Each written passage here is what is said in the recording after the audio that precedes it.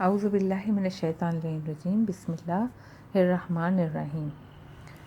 ہم درس عقائد پڑھ رہے ہیں، اس کا چوتھا درس، اور اس کا عنوان ہے انواع جہاں بینی۔ اہداف درس کیا ہیں؟ نمبر 1، جہاں بینی کی نئی تقسیم۔ نمبر 2، مادی و الہی جہاں بینی کی خصوصیات۔ نمبر 3، انسان کو دین سے حاصل ہونے والے فوائد۔ جس طرح ہم نے جہاں بینی کو حصی، عقلی اور دینی حصوں میں تقسیم کیا تھا، اسی طرح ہم جہاں بینی کو بھی ایک اور تقسیم میں منقسم کر سکتے ہیں۔ جہاں بینی الہی کہ جو خدا پر اعتقاد رکھتی ہے، اور اس کے مقابل جہاں بینی مادی جو خدا کے وجود کو تسلیم نہیں کرتی۔ ہم ذیل میں ان دونوں کی خصوصیات بیان کریں گے اور دیکھیں گے کہ ان میں سے کس کا استدلال و اعتقاد زیادہ قوی ہے۔ جہاں بینی الہی کی بعض خصوصیات۔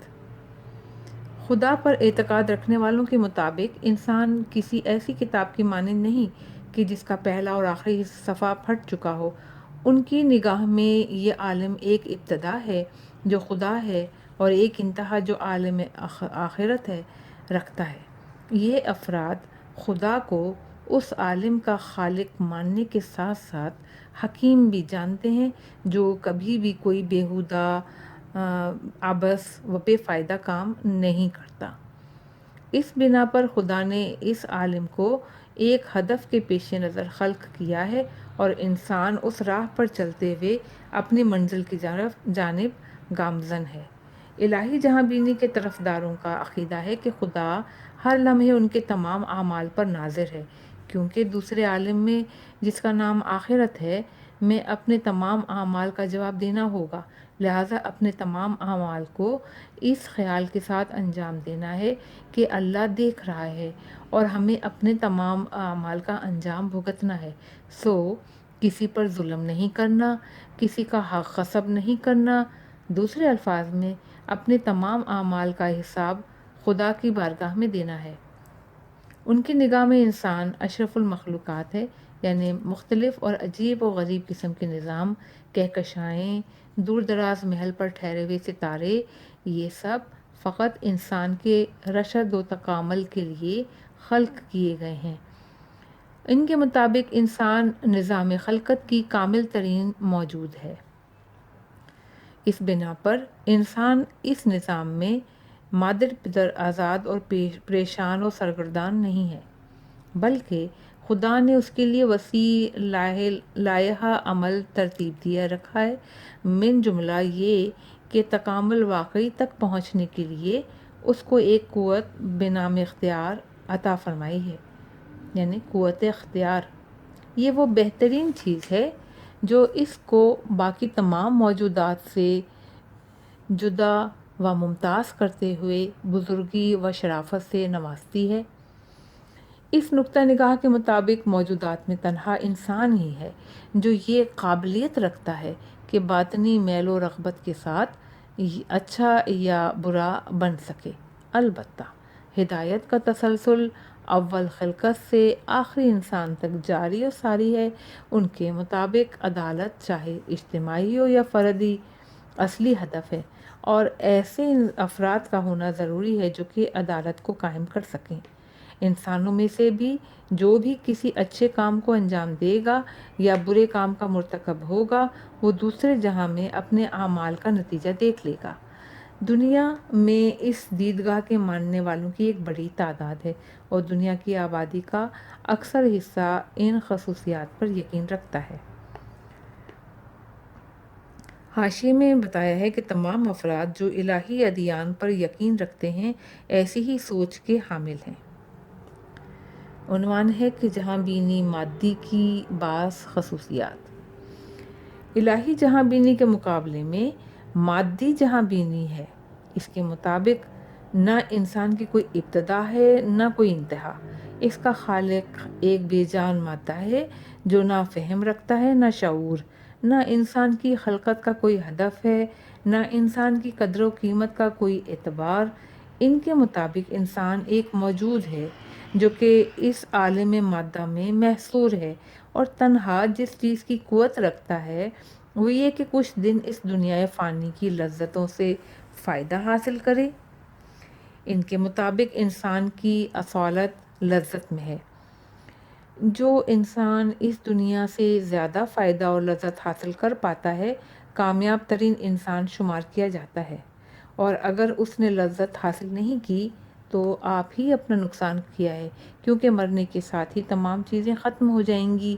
اس دیدگاہ کو ایک فلسفی مکتب کی صورت میں بھی روشناس کرایا گیا ہے، جس کا نام پریگمیٹزم ہے۔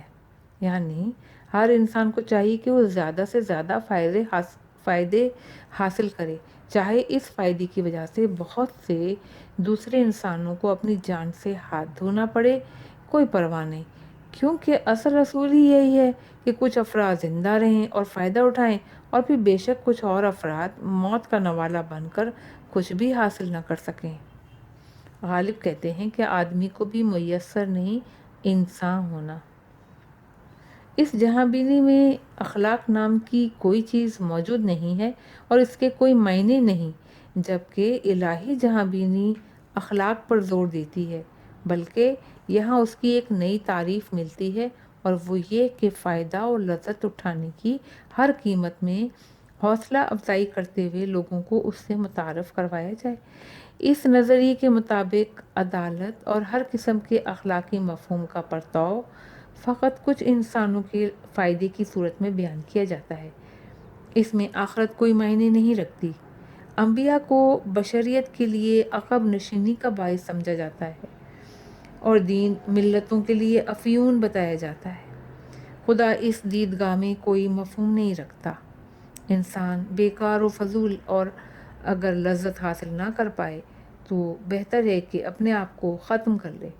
اسی طرح بوڑھے مرد اور عورتوں کو ٹیکوں کی مدد سے ابدی نیند سلا دینا چاہیے تاکہ زیادہ طول نہ کھینچ پائیں۔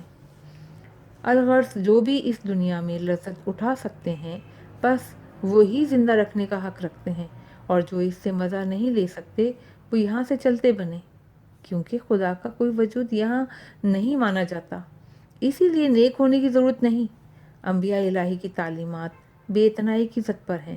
خدا کی صفت عدالت اور بقیہ صفات کی بحث بے فائدہ قرار پاتی ہے، اور کیونکہ اس نظریے میں عالم کوئی انتہا نہیں رکھتا، لہٰذا قیامت کے بارے میں لبوں کو جنبش دینے کی بھی اجازت نہیں کسی کو۔ اگر الہی جہاں بینی کی مشخصات کو دیکھیں تو یہ سمجھنا کوئی مشکل نہیں رہے گا کہ یہ 5 اساسوں پر ٹکی ہوئی ہے: توحید، عدالت، رسالت، امامت اور قیامت۔ اس کے مقابل مادی دیدگاہ ہے جو فقط ایک اصل دنیا کی زندگی پر استوار ہے۔ لہٰذا اگر ہم الہی جہاں بینی کے ماننے والوں کے 5 اصولوں پر بحث کریں تو بہتر ہے، کیونکہ اگر ہمیں خدا اور اس کے رسولوں کے بارے میں اطلاعات موصول ہو جاتی ہیں تو ہمیں کوئی نقصان نہیں پہنچے گا، کیونکہ ہم دنیا میں ہی رہ رہے ہیں، اور اگر مادیت کے علمبرداروں سے بہتر زندگی نہیں بھی گزار پائے تو ان سے بدتر بھی نہیں گزاریں گے۔ البتہ اگر صرف دنیا کی فکر کریں تو یہ ہمارے حق میں ضرر کا باعث بنے گا، کیونکہ شاید انبیاء اور خدا کے بارے میں بحث کرنا ہمارے لیے لازم ہوتا جبکہ ہم نے یہ کام نہیں کیا۔ دوسرے الفاظ میں یوں کہیں گے کہ اگر کوئی الہی جہاں بینی کی تحقیق کرتا ہے یہاں تک کہ اس کی نظر میں حق مادہ پرستوں کے ساتھ ثابت ہو جاتا ہے، تب بھی اسے کوئی نقصان نہیں ہوگا، کیونکہ مادی جہاں بینی عالم مادہ میں منحصر ہے، اور الہیات و مادیات دونوں پر اعتقاد رکھنے والے اسی دنیا میں زندگی بتا رہے ہیں۔ البتہ اگر ہم الہی جہاں بینی کو کنارے کر دیں گے اور مادی جہاں بینی کے سراغ میں نکل پڑیں گے اور حق کے الہیت کے طرفداروں کے ساتھ ہو تو ہمیں یقیناً نقصان ہوگا، کیونکہ الہی جہاں بینی دنیا کے علاوہ آخرت پر بھی یقین رکھتی ہے۔ بس بہتر ہے کہ ہم الہی جہاں بینی کے بارے میں بحث کریں۔ اگر ہم اسے عقل کے مطابق دیکھیں گے تو قبول کریں گے، اور عقل کے خلاف ہوا تو رد کر دیں گے۔ اس صورت میں ہم کسی نقصان سے دوچار نہیں ہوں گے۔ انسان کو دین سے کیا فائدہ ہوتا ہے؟ شاید آپ کو بھی اس سوال سے پہلے کبھی سابقہ پڑھا ہو کہ دین انسان کے لیے کس فائدے کا حامل ہے، اسے کیا چیز دیتا ہے؟ دوسرے لفظوں میں دین انسان کو کون سی ضروریات پورا کرتا ہے؟ جواباً عرض ہے کہ انسان کو دین سے حاصل ہونے والے سب سے اہم فائدہ یہ ہے کہ دین دنیا و آخرت میں انسان کو سعادت و کمال تک پہنچنے کے لیے رہنمائی کرتا ہے۔ اس جملے کی توضیح یہ ہے کہ خدا نے انسان کو پیدا کیا اور اس کی خلقت کا ہدف کمال تک رسائی کو قرار دیا۔ البتہ انسان اپنی محدود عقل و دانش کی وجہ سے سعادت کی تشخیص کی قوت نہیں رکھتا اور نہیں جانتا کہ اس تک پہنچنے کے لیے کیا عمل انجام دے۔ اسی دلیل کی بنا پر خدا نے انسان کی ہدایت کے لیے دین بھیجا ہے۔ الغرض دین کی جانب ہدایت پانا سب سے اہم ترین فائدہ ہے جو کہ انسان کو دین سے ہر حال میں حاصل کرنا چاہیے۔ دین اور انبیاء کو بھیجنے سے خدا کا اصل مقصد ہدایت انسان تھا۔ البتہ دین انسان کو اس کے علاوہ دیگر فائدے بھی دیتا ہے جو اس اصلی ہدف کے سائے میں حاصل ہوتے ہیں۔ ان میں سے چند یہ ہیں: سکون و اطمینان۔ ہمارے زمانے میں افراد بہت سی مشکلات میں دوچار ہیں اور چاہتے ہیں کہ ان کی زندگی میں سکون اور آرام پیدا ہو جائے۔ البتہ وہ اس چیز سے بے خبر ہیں کہ جس سے وجہ سے ان کا سکون وحشت میں بدل گیا ہے وہ زندگی کے اصل ہدف سے دوری ہے۔ لہٰذا اگر انسان اپنا مقصد حاصل کرنے کے لیے کوشاں رہے تو روحی اور باطنی لحاظ سے اپنی زندگی سے راضی ہو جائے اور آرام حاصل کر لے گا، پھر چاہے کتنی ہی سخت مشکلات اس کے دست و گریبان کیوں نہ ہو۔ مگر اگر انسان شاہراہ ہدف پر گامزن نہ ہو تو چاہے کتنی ہی مادی نعمتوں کا لطف کیوں نہ اٹھا رہا ہو، اپنی زندگی سے خوش اور مطمئن نہیں ہو پائے گا۔ اگر ہم دین کا اہم ترین وظیفہ انسانوں کی ان کے ہدف کی جانب ہدایت کو جانیں تو دینداری سے حاصل ہونے والا اہم ترین فائدہ سکون اور اطمینان کا حصول ہوگا۔ یہاں حاشی میں ہے: کون نہیں جانتا کہ میدان جنگ میں انسان کا کیا حال ہوتا ہے، کلیجے منہ کو آنے لگتے ہیں، آنکھیں پترا جاتی ہیں۔ ایک عام انسان کی سوچ یہ ہوتی ہے کہ وار اگر کاغر ہوا تو میرا ہی ہو، تدبیر اگر کام آئے تو میری ہی آئے۔ البتہ ایک دیندار انسان کو اس بات کی کوئی فکر نہیں ہوتی کہ اگر جان چلی گئی تو کیا ہوگا، بلکہ وہ مطمئن ہوتا ہے کہ کیونکہ میں خدا کے لیے میدان میں اترا ہوں، لہذا اگر بچ گیا اور کفر پہ فتح حاصل کی تو بارگاہ خدا سے ثواب کا حقدار قرار پاؤں گا، اور اگر چل بسا تو بھی میری موت زندگی سے اچھی ہوگی۔ اسے معلوم ہے کہ خدا نے وعدہ فرما کر رکھا ہے۔ سورہ توبہ کی آیت نمبر 111 میں ہے کہ خدا پرست اور دیندار انسان جس حالت میں ہوگا سکون میں دکھائی دے گا۔ وہ رسول اللہ صلی اللہ علیہ وسلم جو معراج پر براق جیسی سواری پر بیٹھ کر گیا، وہ مدینے کی گلیوں میں ایک عام سواری پر سفر کرے تب بھی سکون قلب کا حامل دکھائی دیتا ہے۔ وہ حسین علیہ السلام جو مدینے میں دوش رسول صلی اللہ علیہ وسلم پر سوار ہو تب بھی مطمئن دکھائی دیتا ہے، اور جب اس کے سینے پر شمر کا پائے نجس آتا ہے اس وقت بھی سکون قلب کا حامل ہے۔ بلکہ جو یہ چاہے کہ اطمینان حسین کی معراج دیکھے، وہ کربلا میں کھڑے اس حسین کو دیکھے جو بھائی کٹوا چکا، بھرا گھر لٹوا چکا، بچوں کے لاشیں اٹھا چکا، اور اب کچھ ہی لمحوں میں گلے پر خنجر چلنے کو ہے، پر لبوں سے صدا آ رہی ہے: رضن بقضائک و تسلیماً لامرک لا معبود سواک۔ خدا بنتا میں تیری رضا میں راضی ہوں، تیرے حکم کے آگے سر تسلیم خم کیے ہوئے ہوں، تیرے سوا کوئی معبود نہیں۔ فوج یزید سے ایک شخص روایت کرتا ہے کہ میں نے حسین کو اس حال میں دیکھا تھا کہ جب حسین علیہ السلام خاک کربلا پر پڑے ایڑیاں رگڑ رہے تھے اور شمر کا خنجر کچھ ہی دیر میں چلنے کو تھا۔ قسم کھاتا ہوں کہ اس وقت بھی حسین کے چہرے پر اتنا اطمینان تھا کہ آج تک کسی کے چہرے پر ایسا اطمینان نہ دیکھا ہوگا۔ جس شخص کے پاس $1,000,000,000 ہوں، اگر اس کے $1,000 گم ہو جائیں اسے کوئی فرق نہیں پڑتا، اور جس شخص کے پاس خدا کے قرب جیسی بیش بہا دولت ہو اس کے سکون کو کوئی چھین نہیں سکتا۔ البتہ جس کے پاس خدا نہ ہو، पूरी दुनिया मिलकर भी सुकून फराहम करना चाहे पर उसे इत्मीनान हासिल नहीं हो सकता, क्योंकि कुरान का अटल फैसला है, इल्ला बिज़िक्रिल्लाह तत्मइनुल कुलूब, सूरह राअद आयत नंबर 28, कि आगाह हो जाओ कि दिलों का इत्मीनान फ़कत ज़िक्र खुदा में है। इसीलिए हम देखते हैं कि आज के दौर में जब मादी तरक्की ओज-ए-बाम छू रही है और इंसानी वसाइल की ज़्यादती और माल के अंबारों का मालिक बना बैठा हुआ है, पर इन सब के बावजूद भी सुकून और इत्मीनान की दौलत से महरूम है। उसे तो इतना भी सुकून हासिल नहीं हो पा रहा कि एक आम आदमी की तरह सो सके। जब तक ख्वाब आवर दवाइयाँ ना खा ले, उसकी रातें आँखों में कटती हैं। वजह सिर्फ एक ही है, और वो ये कि ये दुनिया भर के तमाम नुस्खे इस्तेमाल करता है, मगर उस नुस्खे से इस्तिफ़ादा नहीं करता जो इसकी बीमारी का असल हल है, और वो सिर्फ कुर्ब खुदावंदगी इलाही है। तलाश व उम्मीद। दीन और आखिरत में पर ईमान इस बात का बाइस बनता है कि इंसान मुश्किलात के मुकाबले अपने आप को अकेला और अपनी मौत को हर चीज़ का ख़ात्मा नहीं समझता। जो इंसान ये एतक़ाद रखता हो कि वो किसी भी वक्त नाउमीद नहीं होता और नतीजतन सही और कोशिश को कभी हाथ से जाने नहीं देता।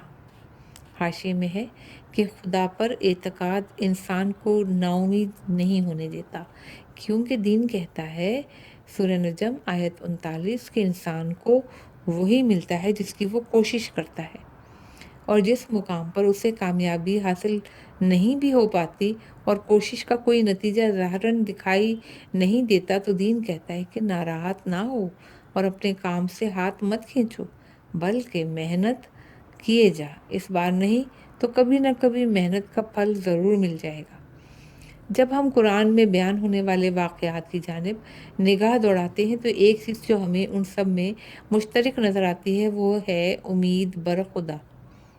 तमाम वाक़यात में खुदा पर एतक़ाद रखने वाले अफराद की ये सिफत खुलकर उजागर होती है कि उनकी उम्मीद कभी नहीं टूटती, और जिस ज़ात से उन्होंने उम्मीदें वाबस्ता की हैं वो उम्मीदों को टूटने नहीं देती। हिसाब किताब और जवाबदही का एहसास। ये बात अज़हर मिन शम्स है कि जो शख्स खुदा और आखिरत पर ईमान नहीं रखता वो दुनिया और दूसरे इंसानों की निस्बत बेफिक्र रहता है और फ़कत अपने फ़ायदे के पीछे ही दौड़ता रहता है। अलबत्ता अगर दीनदार हुआ तो वो जानता है कि इस दुनिया में जो भी काम अंजाम देगा उसका नतीजा आखिरत में देखेगा। खुदाए आदिल हर इंसान को उसके आमाल के मुताबिक ही नतीजा अता फरमाएगा। ऐसा शख्स दूसरों की निस्बत बेफिक्र नहीं होगा और एक एहसास से मसूलियत रखता होगा। ये तमाम मवारद इस बात का बाइस बनते हैं कि एक इंसान आखिर बेफिक्री के साथ दीनदारी के फ़वाइद से सिर्फ सरफ नज़र ना करे और ख़ुद ब खुद ही दीन की तहकीक के मैदान में आगे बढ़ता दिखाई दे। यहाँ ये सवाल पैदा होता है कि अगर दीन ये तमाम फ़वाइद रखता है और यहाँ तक कि कुछ बेदीन अफराद को भी उनसे इनकार नहीं, तो फिर किस वजह से वो दीन को कबूल नहीं करते और इससे गुरेज़ा हैं? इस सवाल का जवाब हम अगले दर्स में पेश करेंगे। कुछ और भी जानिए। हो सकता है जो अफराद मादी जहाँ बीने के कायल हों वो मंतकी सूरत में इस्तदलाल करते हुए तहकीक दीन के बारे में यूँ गोया हों, इंसान आखिर क्यों अपने आप को सख्ती में डालते हुए सही जहाँ बीनी और अहकाम पर अमल करने की तलाश में निकले? वो अपनी ज़िंदगी से फ़ायदे और लज्जत हासिल क्यों ना करे और हमेशा वज़ाइफ को अंजाम देने के पीछे क्यों पड़ा रहे? एक जुमले में यूँ कहें कि आखिर हमें कौन सी चीज़ मजबूर करती है कि हम सही दीन को हासिल करने के लिए तहकीक व जुस्तजू करें? इस सवाल का जवाब ये है कि फ़र्ज़ करें हमारे पास एक अच्छी रकम है और हम इससे कहीं पर सरमायाकारी करके इक़्तिसादी फ़ायदा उठाना चाहते हैं। आपके दोस्तों में से एक ने ये मशवरा दिया कि इस पैसे से खेती बाड़ी में सरमायाकारी करो तो 1 साल में तुम्हें 5 लाख का फ़ायदा होगा और इस फ़ायदे के हासिल करने के इम्कानात 50% होंगे। दूसरे दोस्त ने आपको मशवरा दिया कि इस पैसे से किसी सनत में सरमायाकारी करोगे तो 1 साल के बाद 10 लाख का फ़ायदा होगा, पर उस फ़ायदे के हासिल होने के इम्कानात 10% रहेंगे। آپ ان میں سے کون سا منتخب کریں گے؟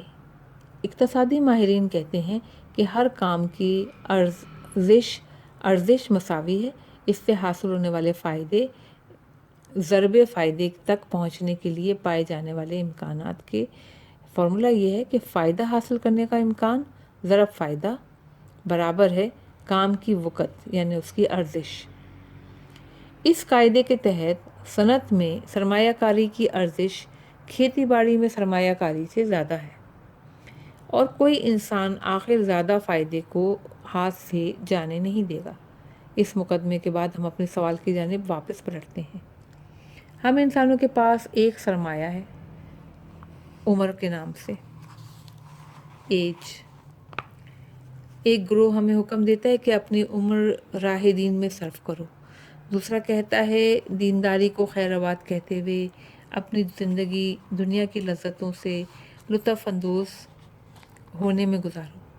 پہلا گروہ ہم سے وعدہ کرتا ہے کہ اگر ان کی بات کو قبول کریں اور دین کے بارے میں تحقیق کریں تو آخرت میں جنت کی لامتناہی لذتوں تک رسائی حاصل کر پائیں گے، مگر یہ امکان کتنا ہے کہ ان کی بات سچ ہو اور ہم اس قابل ہوں کہ صحیح دین کو ڈھونڈ پائیں، نیز ایک اچھے اور دیندار انسان بھی بن جائیں اور خدا بھی اپنا وعدہ پورا کرتے ہوئے آخرت میں ہمیں داخل بہشت کرے۔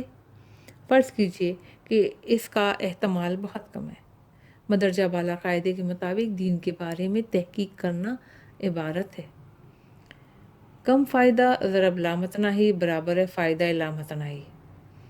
آخرت کے ہونے کا امکان ضعیف ضرب لامتناہی اخروی لذت برابر لامتناہی لذت۔ دوسری جانب زیادہ فائدہ ضرب محدود برابر ہے محدود فائدہ۔ دنیاوی فائدے کا وجود قطعی ضرب محدود دنیا برابر ہے فائدہ محدود۔ کوئی بھی عقل مند انسان لامتناہی و بے نہایت لذت کو محدود لذت کے لیے ہاتھ سے جانے نہیں دے گا، لہذا کوئی بھی عقل مند انسان سستی یا دنیاوی لذتوں کے بہانے تحقیق کے دین کو ترک نہیں کر سکتا۔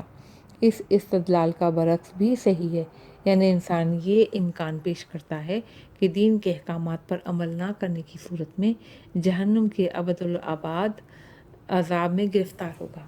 اسی دلیل کی بنا پر کوئی بھی انسان عاقل اتنے بڑے خطرے سے بے اتنائی کرتے ہوئے اپنی عمر کو تلف یعنی ضائع نہیں کرے گا۔ خلاصہ درس: ہم جہاں بینی کو ایک اور تقسیم الہی اور مادی جہاں بینی میں بھی منقسم کر سکتے ہیں۔ جہاں بینی الہی میں خدا اور اس جہان کے خالق پر اعتقاد پایا جاتا ہے، اور کیونکہ خدا حکیم ہے لہذا اس نے کسی بھی چیز کو بے فائدہ و عبث خلق نہیں کیا۔ اس کے ساتھ ہی خدا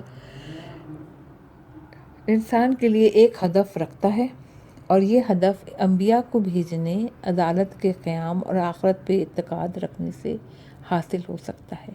اس کے مقابل مادی جہاں بینی ہے جو خدا پر کوئی اعتقاد نہیں رکھتی، نیز جہان کو مخلوق بھی تصور نہیں کرتی، بلکہ صرف مادی اور ظاہری چیزوں پر اعتقاد رکھتی ہے۔